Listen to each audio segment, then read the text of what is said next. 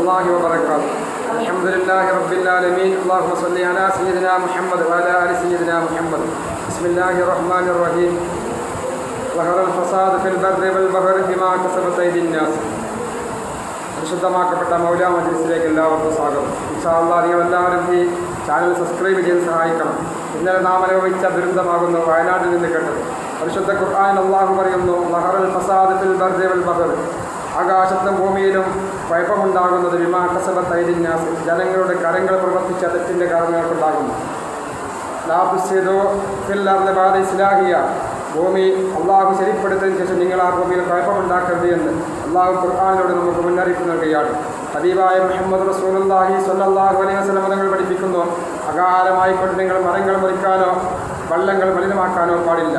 പ്രകൃതിയെ നിങ്ങൾ സംരക്ഷിക്കണം, പ്രകൃതിയെ നിങ്ങൾ കാത്തു സൂക്ഷിക്കണം. വൽ ജിബാല ഔതാദ, പർവ്വതങ്ങളെ അള്ളാഹു ആണികളായിട്ടാകുന്ന ഭൂമിയുടെ പേർ നിർമ്മിച്ചിട്ടുള്ളത്. അതുകൊണ്ട് തന്നെ പ്രകൃതിയെ കാത്തു സൂക്ഷിക്കുക. പ്രകൃതി ദുരന്തങ്ങളിൽ നിന്ന് പ്രിയപ്പെട്ട എല്ലാവരെയും അള്ളാഹു കാത്തു രക്ഷിക്കട്ടെ. വയനാടുകാർക്ക് അള്ളാഹു സംരക്ഷണം നൽകട്ടെ.